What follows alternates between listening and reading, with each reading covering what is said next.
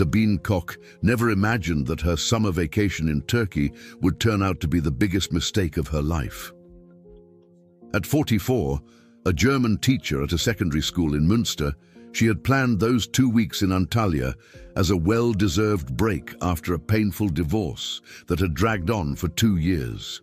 What she didn't expect was to meet Mehmet Özkan.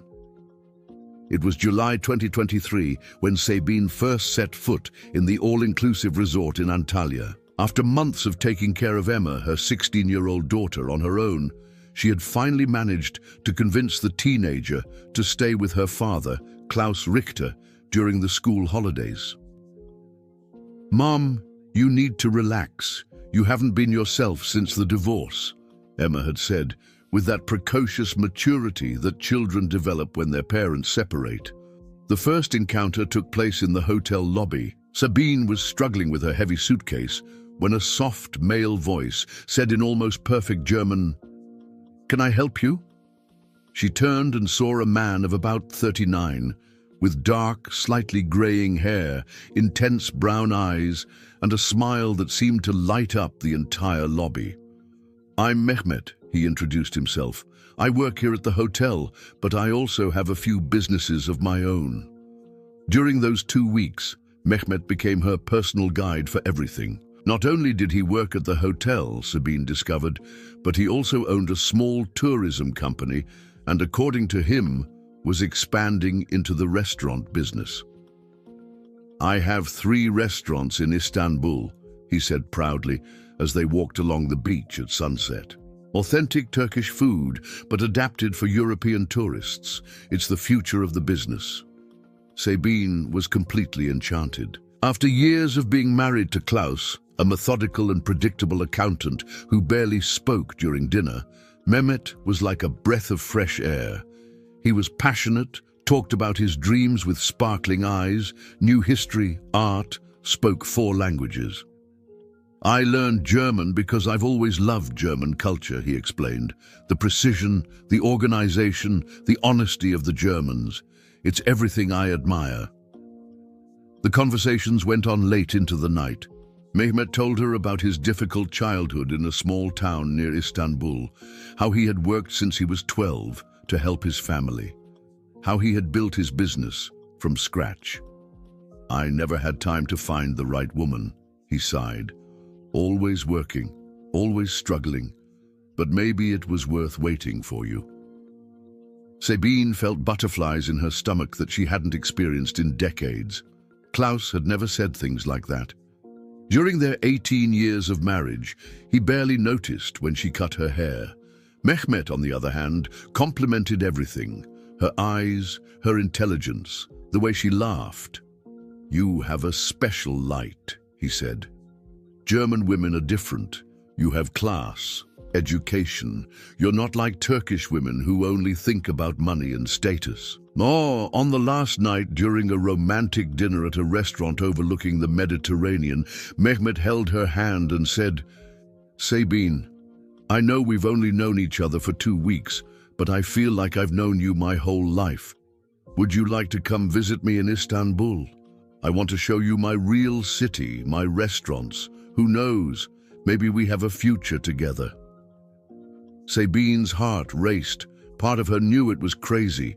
2 weeks wasn't enough time to get to know someone. But another part, the part that had felt dead during the last years of her marriage, screamed that this was her chance to be happy again. "I'll think about it," she promised, even though she already knew the answer. The flight back to Germany was torture. Sabine couldn't stop thinking about Mehmet. He had gotten her WhatsApp number and was bombarding her with affectionate messages, photos of Istanbul, videos of his restaurants. "I'm planning to open 2 more this year," he wrote. "If you were here, we could build an empire together. You have the elegance and class my business needs." When she got home, Emma immediately noticed the change. "Mom, you're different. You're glowing. The vacation did you good." Sabine smiled and told her about Mehmet, but only superficially. Something inside her knew that Emma would not approve, so she omitted the more intimate details. Over the following weeks, the WhatsApp conversations and video calls intensified. Mehmet sent photos of the restaurants. Always busy, always thriving. "You should be here by my side," he repeated. "We could be partners in everything, in business and in life." Sabine began to fantasize about a completely new life. She and Mehmet running restaurants in Istanbul, traveling around Turkey, building something together.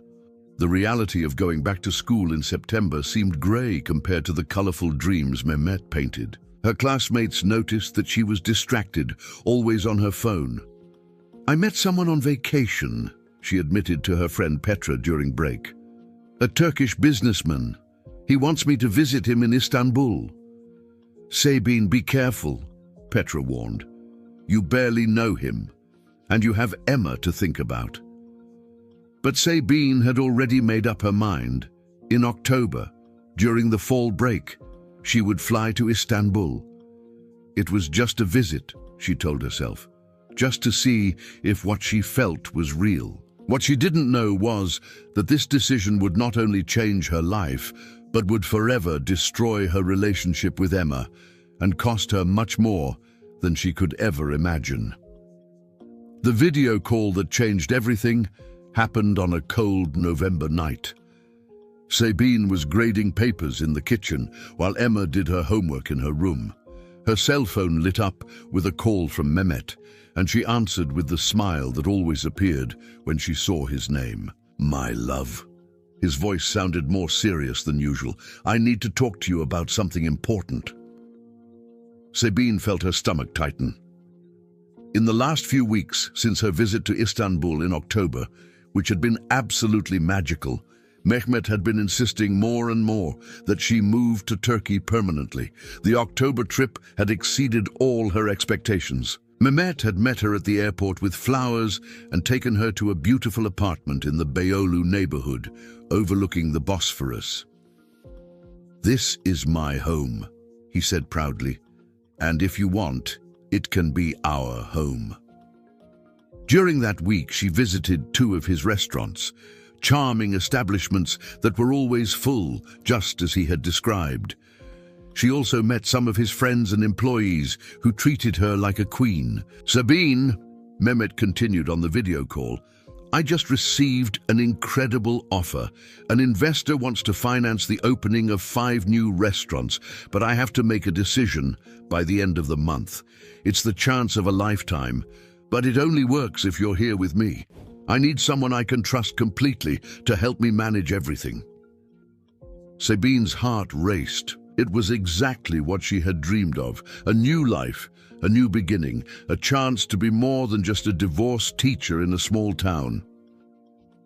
"Mehmet, you know I want to, but it's complicated. I have Emma, my job, my life here." "Honey, Emma is 16. In 2 years she'll be in college and have her own life. Are you going to waste the best years of your life waiting? And your job? You always complain that you're not valued, that the salary is low. Here, you would be my partner, my queen. We could earn more in a year than you earn in 10 as a teacher." Sabine knew he was right about the job. After 20 years of teaching, she felt stagnant, undervalued. Her salary barely covered her expenses, and since the divorce, finances were even tighter. The alimony Klaus paid was the legal minimum, and he always complained when Emma needed something extra. "But what about Emma? She would never forgive me if I left her." "Sabine, you're not abandoning your daughter. She can come visit us on vacation, and when she graduates, if she wants, she can come live with us. Istanbul has excellent universities. Think about it. You would be giving her an international future, not limiting her." The conversation went on for 2 hours. Mehmet was persuasive, affectionate, logical. He presented restaurant figures, showed contracts, talked about growth potential. "In 5 years, we could have a chain all over Turkey. You would be a successful businesswoman, not just the ex-wife of a German accountant." After she hung up, Sabine stayed up late thinking. Deep down, she knew Emma would be fine with Klaus. The girl had always been independent, mature, responsible. And really, she would be in college soon. It wasn't like she was a little kid. The next morning, over breakfast, Sabine tried to sound out Emma's opinion. "Honey, how would you feel if I, hypothetically, considered living in another country for a while?" Emma stopped eating and looked at her mother with an alarmed expression. "Mum, you're talking about that Turkish guy, aren't you? Please tell me you're not thinking of moving to Turkey because of a man you've known for 5 minutes. Emma, it's not 5 minutes. We've known each other for 4 months and—" "4 months!" Emma exploded. "Mum, you were married to Dad for 18 years and you still got divorced. How can you think about moving to another country for someone you met over the summer?" The ensuing argument was devastating. Emma cried, screamed, begged her mother to reconsider. "You're all I have. Dad barely talks to me. He's always busy with his new girlfriend. If you leave, I'll be completely alone." Sabine felt heartbroken, but Mehmet had planted a seed of rationalization in her mind.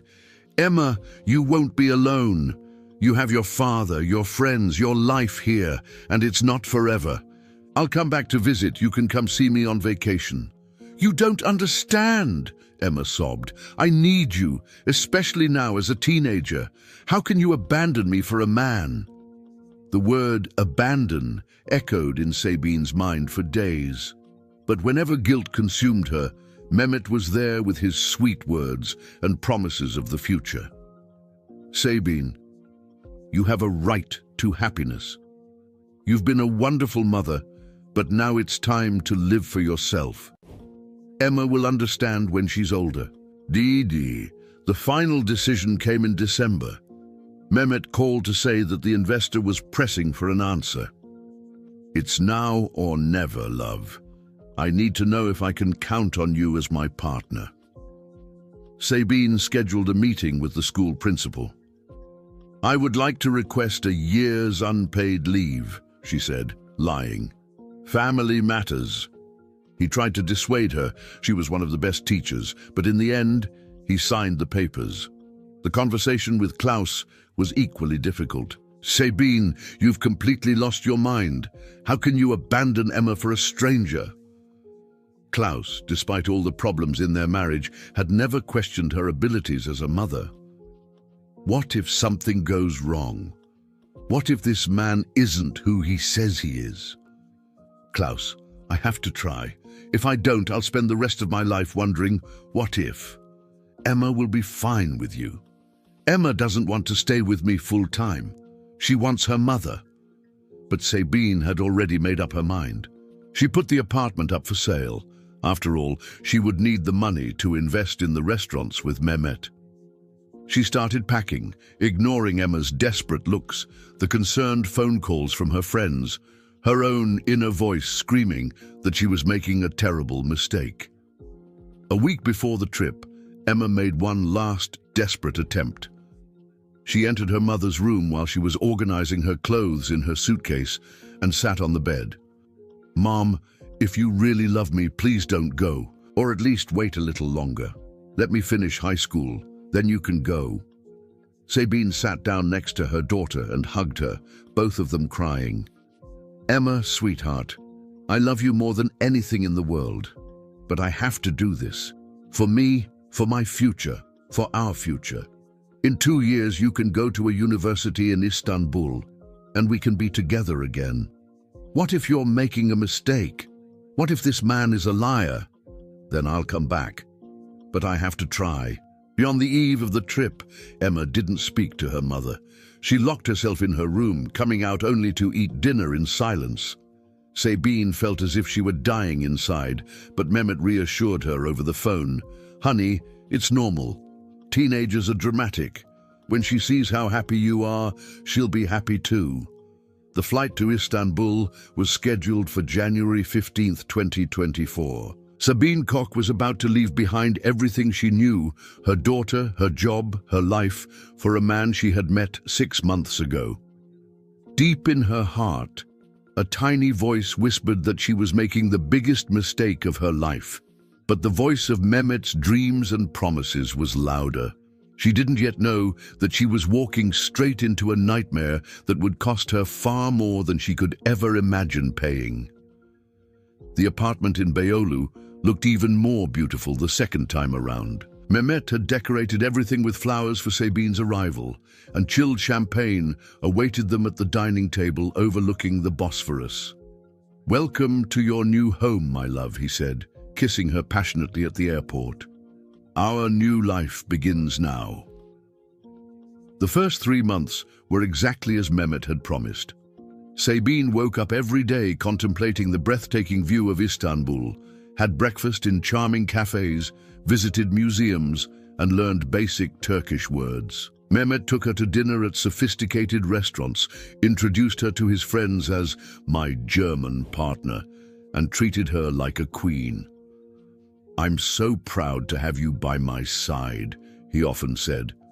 "Other men are jealous. A German woman, educated, elegant. You bring class to my business." Sabine felt alive again. She called Emma every night, but the conversations were tense. Her daughter responded in monosyllables, clearly still hurt. "How are classes going?" Sabine would ask. "Fine," Emma would reply curtly. "How is Dad?" "Fine. Are you eating right?" "Yes, Mom." Klaus was more direct in his criticism. "Emma is suffering, Sabine. She cries almost every night. Your adventure is costing our daughter her mental health." But Sabine convinced herself that it was just a phase of adjustment. Mehmet consoled her. "Honey, you made the right choice. In a few months, when Emma sees how fulfilled you are, she'll understand. Children just want their parents to be happy." In April, Mehmet brought up the subject that would change everything. They were having dinner on the terrace of their apartment when he said, "Sabine, it's time to talk about investing in the new restaurants. The investor is pressing, and I need to show that I have my own capital too." Sabine knew this moment would come. Mehmet had mentioned several times that to be his true partner, she would need to invest her own money in the business. "How much do you need?" she asked, though she feared the answer. 50,000 euros would be ideal. With that amount, you would have a 30% stake in the 5 new restaurants. In 2 years, you could double your investment. 50,000 euros. That was exactly the amount Sabine had gotten from selling her apartment in Münster. All the wealth she had built up over years of work and saving. "Mehmet, that's a lot of money. It's all I have." "Honey, I understand your concern, but think about it this way. You sold the apartment in Germany because you didn't need it anymore, right? Here you have a home with me. That money sitting in the bank does nothing for you. Invested in the restaurants, it works for you." Sabine hesitated. It was true that the money was sitting in the account, earning almost nothing. And Mehmet had shown her the restaurant contracts, the profit figures. Everything seemed legitimate. "Can I see the papers again? I want to understand exactly how my participation would work." "Of course, love. Tomorrow we'll go to my lawyer and he'll explain everything in detail." The lawyer's office was on an elegant street in Beyoğlu. The man, who was about 50 years old, spoke fluent English and seemed professional. He showed contracts, plans for the future restaurants, financial projections. Everything seemed absolutely legitimate. "Will my participation be officially registered?" Sabine asked. "Yes, ma'am. The partnership agreement will be registered with the Turkish Commercial Registry. You will have all the rights of a partner." Sabine signed the papers and transferred the $50,000 to the business account Mehmet had indicated. That night, they celebrated with champagne.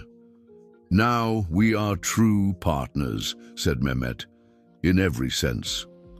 But something changed after the money transfer. Subtly, almost imperceptibly at first, Mehmet began to change.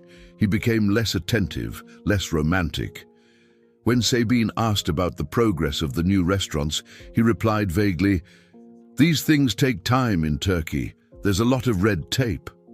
In May, Sabine noticed that Mehmet began going out more at night, always with excuses of business meetings. When she offered to accompany him, he would say, Honey, they're boring meetings, technical stuff. You wouldn't enjoy it. The first real fight happened one night in June. Sabine was waiting for Mehmet to come home for dinner. He had promised to be there by 8 p.m., but by 11 p.m. he still hadn't shown up and wasn't answering his phone. When he finally came home at 2 a.m., smelling of alcohol and women's perfume, Sabine confronted him. "Where were you? I was worried." "Sabine, don't start with the jealousy. I was working, that's very ugly of you. Working until 2 a.m. And why didn't you answer your phone?" It was then that Mehmet showed his violent side for the first time. He didn't hit her, but he yelled in a way that terrified her. "You're not my owner. I won't accept being controlled by any woman. In Turkey, wives trust their husbands." Sabine was shocked. She had never seen Mehmet like this before. He realized he had overreacted and quickly changed his tone. "I'm sorry, love. I'm stressed about business. I didn't mean to yell at you. You know, I love you more than anything." But the seed of doubt had been planted. Sabine began to pay more attention to details. She noticed that Mehmet always kept his cell phone away from her, that he got nervous when she asked questions about restaurants, that he sometimes came home wearing different clothes than when he left. In July, Emma called her in tears. "Mom, please come back. I miss you so much. Dad is in a serious relationship now, and she's moving here. I'm going to have no place in my own home." Sabine's heart broke. She desperately wanted to go home, hug her daughter, and return to her safe and predictable life in Germany. But she had invested everything in this new life. 50,000 euros that she couldn't just walk away from. "Emma, sweetie, let me sort a few things out here first. Maybe I can come back for a visit in August. Do you promise?" "I promise I'll try." But when Sabine mentioned traveling to Germany to Mehmet, he became visibly irritated. "Now is not a good time, Sabine. We're in the middle of important negotiations. I need you here." "Mehmet, it's just a week to see my daughter." Your daughter. You moved here to build a life with me. If you wanted to run after your teenage daughter, you should have stayed in Germany." The coldness in his voice frightened Sabine. For the first time, she wondered if she really knew the man she was living with. For the first time, she wondered if Klaus and Emma weren't right about the warnings they had given her. But it was too late for doubts. She had burned all her bridges. She no longer had an apartment in Germany. She had lost her job, invested all her savings. She was trapped in a life that was beginning to feel more like a gilded prison than the dream she had imagined. And the worst was yet to come. Mehmet's transformation accelerated dramatically after Sabine tried to plan her trip to see Emma. By August, he had become openly controlling and aggressive. The romantic, attentive man she had known had completely disappeared, replaced by someone cold and calculating whom she didn't recognize. "Your passport," he said one morning, holding out his hand. "I need it for some legal paperwork for the restaurants." Sabine hesitated. "What kind of paperwork? Why do they need my passport?" "Immigration issues, company documentation, technical stuff you wouldn't understand." His tone was impatient, authoritative. "I'll only keep it for a few days." Reluctantly, Sabine handed over the document. Days passed, then weeks, and when she asked for it back, Mehmet always had an excuse. "It's still with the lawyer. They need a few more days. You're not traveling anyway, so what's the rush?" It was then that she realized she was effectively trapped in Turkey. The financial situation also became strange. Mehmet, who had previously paid for everything and lived like a wealthy man, began borrowing money for temporary operating costs. "All the money from the restaurants is invested in the construction work," he explained.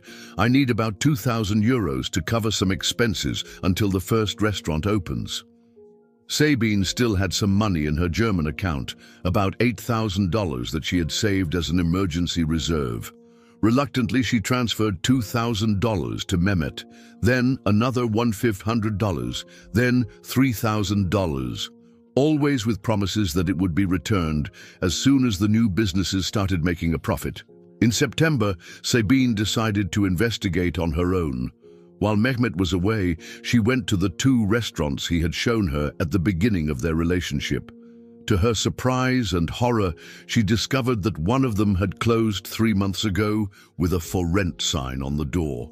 The other was open, but when she spoke to the manager in English, she discovered that Mehmet was only a minority investor, not the main owner as he had claimed. "The new restaurants he's going to open?" she asked the manager. The man laughed bitterly. "Mehmet? He owes 3 months' rent on this place. He doesn't have the money to open new restaurants." Sabine's world fell apart. Rushing back to the apartment, she confronted Mehmet as soon as he arrived. "I went to the restaurants today. The manager told me you're not the real owner and that you owe rent. Where are the new restaurants? Where's my investment?" Mehmet's reaction was explosive. He yelled, broke a vase, and for the first time raised his hand as if to hit her. Sabine backed away, terrified. "You had no right to come after me. Who do you think you are?" "I'm your partner. I invested 50,000 euros. You're a stupid German woman who believed in fairy tales." The mask had completely fallen. "Do you think a Turkish man would really be interested in a 44-year-old divorced woman with a troubled teenage daughter? You were useful as long as you had money. Now you're useless." His words were like stabs in the heart. Sabine realized she had been completely deceived, manipulated, used. "I want my passport back. I want to go back to Germany." Mehmet laughed cruelly. "Your passport is in a safe place. You're not going anywhere until I decide. You can't keep me here against my will. This is kidnapping." "Prove it. Who will believe you? A hysterical foreigner against a respected Turkish citizen." That night, Sabine tried to call Emma, but discovered that Mehmet had changed the Wi-Fi password and hidden her cell phone. She was completely isolated, with no communication with the outside world, no documents and no money. Over the next few days, the situation worsened dramatically. Mehmet locked her in the apartment when he left, taking the keys with him. He controlled her food, her access to the phone, her clothes. "Until you learn to behave like a good Turkish wife, you'll stay here quietly," he said. The apartment that had once seemed like paradise turned into a prison. Sabine spent hours looking out the window at the Bosphorus, thinking about Emma, her previous life, the warnings she had ignored. Klaus was right. Emma was right. Everyone was right except her. One night, while Mehmet was fast asleep after a night of drinking, Sabine managed to use his cell phone to send a desperate message to Emma. "Daughter, I'm in trouble here. Mehmet is not who I thought he was. He's keeping me prisoner. I don't know what to do." Emma replied immediately, "Mom, we'll get you out of there. Dad is already calling the German consulate." But in the morning, Mehmet discovered the messages and was furious. "You want to involve the police. You want to create international problems." He took the cell phone and destroyed it, throwing it on the floor and stomping on it. "Now you've learned your lesson." Sabine realized she was in a more dangerous situation than she had imagined. Mehmet wasn't just a common con artist. He was potentially violent and completely unscrupulous. It was during a casual conversation with her downstairs neighbor, a retired German woman named Ingrid, who had been living in Istanbul for 10 years, that Sabine discovered the most shocking truth of all. Mehmet had gone out and carelessly left the apartment door unlocked. Sabine took the opportunity to go downstairs and ask for help. "Meine Liebe," Ingrid said in German after hearing the story, "you're not the first. In the last 5 years, I've seen at least 3 different German women living in that apartment with Mehmet. One of them, Petra, told me the same story as you. He promised partnership in restaurants, asked for money to invest. Then the situation became strange. What happened to her? One day, she disappeared. Mehmet said she had returned to Germany, but I never believed it. She had asked me for help the week before, saying he was threatening her." Sabine's blood ran cold. "Do you think he did something to her?" "I don't know, but I do know that Mehmet has shady contacts. I've seen dangerous men visiting his apartment, And I know other women in the neighborhood who have suffered similar scams from Turks who take advantage of lonely European women.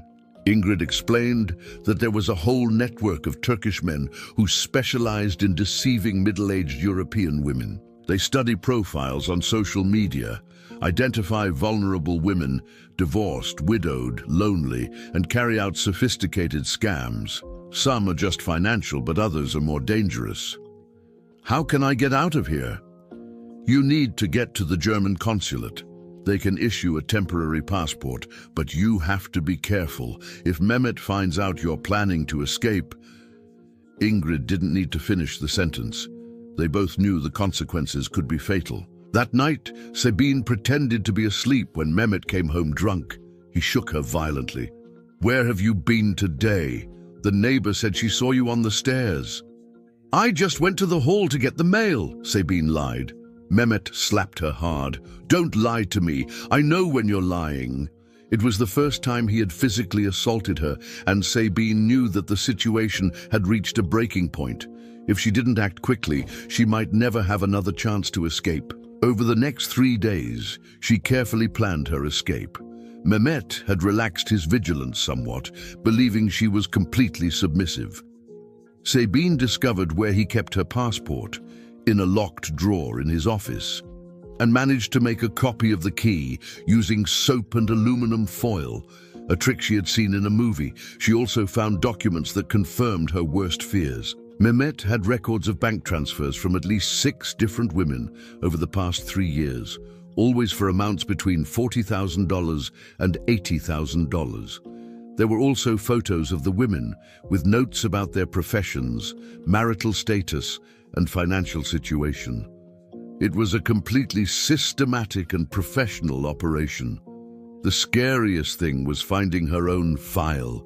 Mehmet had screenshots of all her social media accounts, information about her divorce, details about Emma, even photos of her old apartment.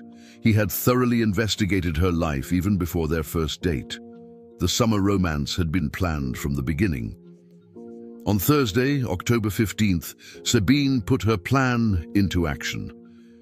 She knew that Mehmet would be leaving for a business meeting at 2 p.m., probably to find his next victim. She waited for him to leave, grabbed her passport, some essential clothes, and the little money she had managed to hide.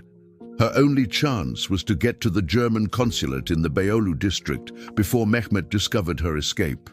If she could make it there, she would be safe. If he found her first. Sabine trembled as she left the apartment for the last time, not knowing if she would make it out of Istanbul alive or become another one of the German women who had disappeared after getting involved with Turkish predators specializing in love scams. What she didn't know was that her desperate message to Emma had triggered an international rescue operation that would not only change her life, but expose an entire criminal network that had destroyed dozens of European families. Emma Richter hadn't slept a single full night since receiving her mother's desperate message. The 16-year-old, who had been forced to mature in recent months, had become a machine of determination, focused on a single goal: saving Sabine. "Dad, we have to do something now," she told Klaus the morning after the message. "Mom is in real danger." Klaus, who had spent the last few months alternating between anger and concern over his ex-wife's decision, immediately put aside any resentment. "You're right, Emma. I'll call the German consulate in Istanbul." The first call was frustrating. The consular official was polite but formal. "Mr. Richter, your ex-wife is an adult citizen who has chosen to live in Turkey. We cannot intervene in domestic matters between her and her Turkish partner unless there is clear evidence of a crime. But she said she's being held against her will. Do you have evidence of this, other than a text message? Has she filed a formal police report? Has she contacted our consular offices?" Klaus realized he needed professional help. Through a lawyer friend, he got the contact details of Thomas Engelhardt, a German private investigator specializing in international cases. "Mr. Richter," Engelhardt said after hearing the story, Unfortunately, your case is not unique. We have seen a dramatic increase in love scams in Turkey, specifically targeting divorced or widowed German women. There is a whole organized network.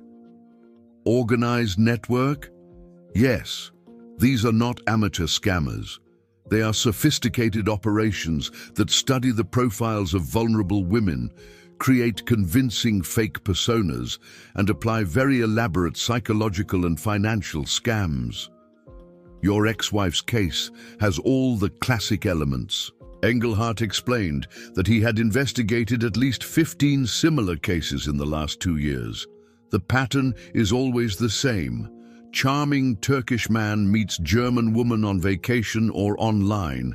Intense romance, invitation to move to Turkey, request for investment in business, gradual isolation, financial and physical control, and finally, imprisonment. And do the Turkish authorities do anything? Very little. They claim these are domestic issues. And technically, if the woman is in the country legally and chose to stay, there's not much they can do. But Engelhardt had a plan. I have contacts in Istanbul, local investigators who work discreetly on cases like this. We need to locate your ex-wife, document evidence of her situation, and create a safe exit strategy. While Klaus and Emma organized the rescue operation in Germany, Sabine was living her most terrifying days in Istanbul. After the physical assault, Mehmet had become completely unpredictable. Some days he was relatively normal. Others he came home drunk and violent. "You're too skinny," he said one afternoon, looking at her with disgust. "German women get ugly so fast. Maybe it's time for you to leave." For a moment, Sabine felt hopeful. "Will you let me go?" Mehmet laughed cruelly. "Of course. After you get more money, call your family in Germany and ask for another $30,000. Say it's for a medical emergency." "Mehmet, I can't ask for that. I've already invested everything I had. Then you stay here until you get it. It's that simple." It was pure blackmail. Sabine realized that Mehmet would never let her go willingly. She knew too much about his operations. She had seen the documents. She knew his methods. If she got to Germany and told the authorities, he could be in serious trouble. On Tuesday, October 13th, Sabine had confirmation that she was being watched. A man she didn't know was always nearby when she left the building, at the bakery, the market, the pharmacy. When she tried to change her route, he followed her. When she ran back to the apartment, he stood in front of the building for 2 hours. "Mehmet has someone watching me," she realized with horror. "He really doesn't intend to let me leave." That's when Engelhardt's plan kicked in. Ahmet Demir, a Turkish private investigator who worked on international cases, had located Sabine through property records and was discreetly observing the situation. "I have visual confirmation of the German woman," he reported to Engelhardt by phone. "She is visibly shaken, thin, and appears to be under constant control. The suspect has at least 2 men conducting external surveillance." "External surveillance means she is effectively a prisoner," Engelhardt concluded. "This is kidnapping, no matter how the local authorities want to classify it." The plan was complex. Demir was to approach Sabine discreetly, confirm her situation, and coordinate an escape to the German consulate during a specific window of opportunity. On Wednesday, while Sabine was in the small market on the ground floor of the building, one of the few outings Mehmet still allowed, Demir approached her. "Entschuldigung, sprechen Sie Deutsch?" "Excuse me, do you speak German?" Sabine turned around, surprised. The man was Turkish, approximately 45 years old, well-dressed and professional-looking. "Yes, I speak German. My name is Ahmet Demir. I'm a private investigator and I'm working with your family in Germany. Klaus and Emma hired me to find you." Sabine's eyes filled with tears. "Emma, Klaus, they're trying to help me." "Yes, we know about your situation. We know about Mehmet Özkan and his operation. You are not his first victim. And unfortunately, you will not be his last if we don't stop him. Demir quickly explained the plan. Tomorrow, Thursday, at 2:30 p.m., Mehmet will leave for a meeting. We have already confirmed his schedule. You will have exactly 45 minutes before he discovers you are gone. In that time, we need to get you to the German consulate. But he has men watching me.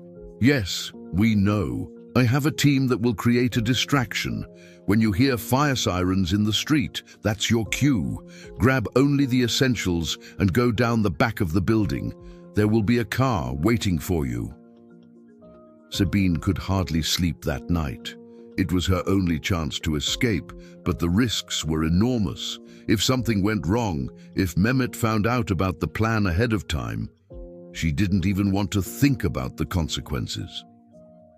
On Thursday, October 15th, 2024, at 2:30 p.m., sharp fire sirens began to wail in the street. Sabine grabbed a small bag with documents and some clothes, whispered a prayer, and walked toward her freedom, or even greater danger. The operation that would save her life was just beginning. Fire sirens echoed through the narrow streets of Beyoğlu as Sabine ran down the building's service stairs. Her heart was beating so hard that she was sure everyone could hear it. In her trembling hands, she carried only a small bag with her passport, some money, and a photo of Emma, all that remained of her former life. The car was exactly where Ahmet Demir had promised. "Schnell, quick," said the investigator, opening the back door. Sabine dove into the seat and crouched down as the driver sped off through the winding streets of Istanbul. "We made it," Demir whispered into the phone to Klaus in Germany. "We're heading to the consulate now. 45 minutes until Mehmet finds out." At the German consulate, Consul Thomas Engelhardt was already prepared with all the necessary documents. "Mrs. Koch, it's a relief to see you. Your daughter Emma hasn't slept properly in weeks. We'll get you out of here as quickly as possible." But the operation was far from over. While consular officials arranged for emergency documents, Demir received an alarming call. "Mehmet found out. He's furious and is coming to the consulate with at least 4 men. You have maybe 15 minutes. "How did he find out so quickly?" asked Sabine, panic in her voice. "He probably has informants. His operation is more sophisticated than we thought." The German consul made a quick decision. "We'll take you straight to the airport. There's a Lufthansa flight to Frankfurt in 2 hours. If we can get you on that plane, you'll be safe." The drive to the airport was the most tense of Sabine's life. Through the rear window of the consular car, she saw 2 cars aggressively following them. "It's him," she whispered. "It's Mehmet." At Turk airport, a German security team was waiting. Sabine was escorted directly to the international departure area, bypassing the normal lines. It was only when the plane took off from Istanbul that she truly believed she was free.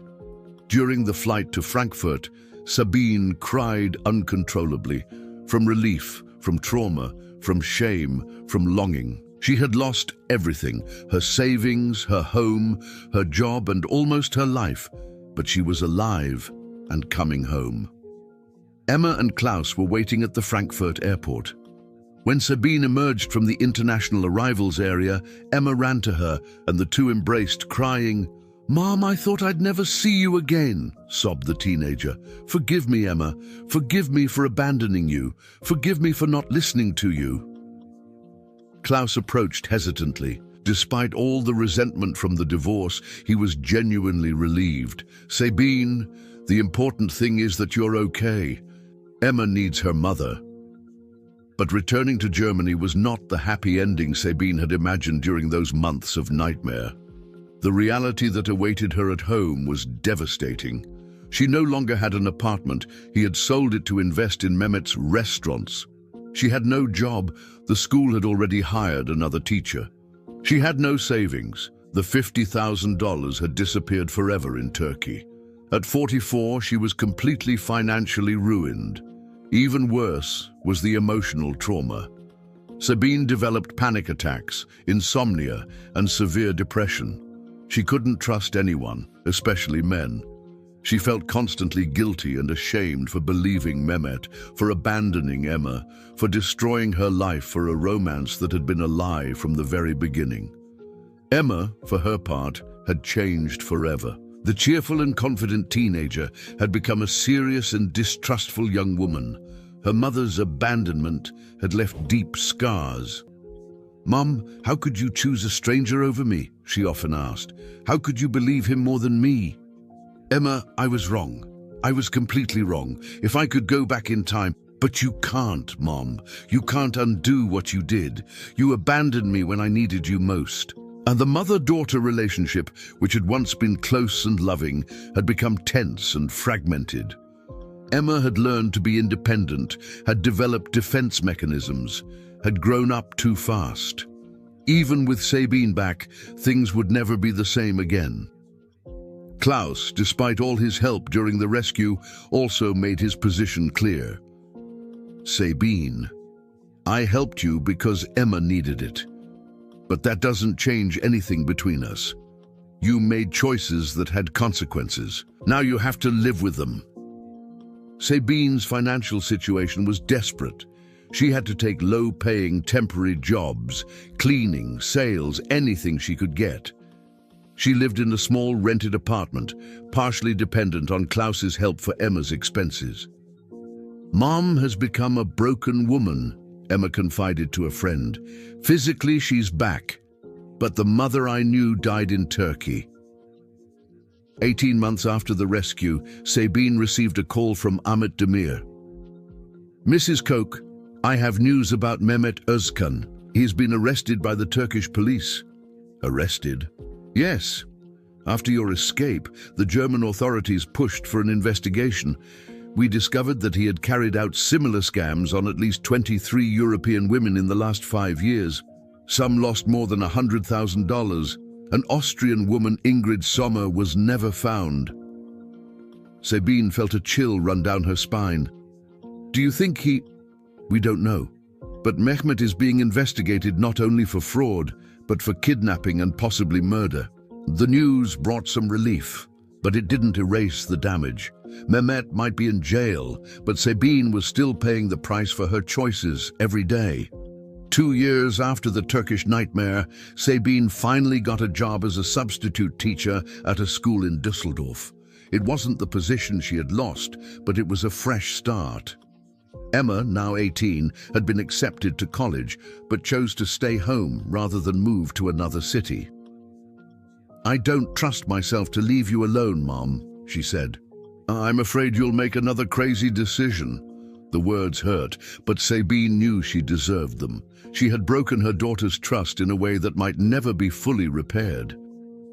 One fall afternoon, mother and daughter were eating dinner in silence when Emma finally verbalized what they were both thinking. "Mom, do you think our relationship will ever go back to the way it was before?" Sabine looked at her daughter, no longer a child, but a young woman prematurely hardened by circumstances. "Emma, I don't know.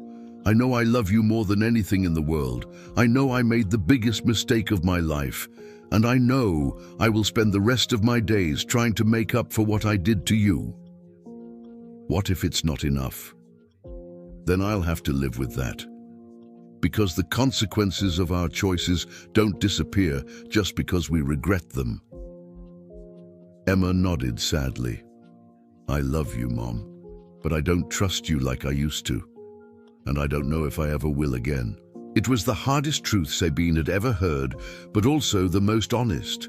Her romantic adventure in Turkey had cost her not only money and security, but something much more valuable: her daughter's absolute trust. Mehmet Özkan was in prison, but the victims of his love scam, Sabine, Emma, and dozens of other families, would continue to pay the emotional price for years to come. Because some mistakes leave scars that never completely heal, and some bridges, once burned, can never be fully rebuilt. The love Sabine had sought in Turkey cost her the most important love of her life, that of her own daughter, and that was a debt she would never finish paying. End.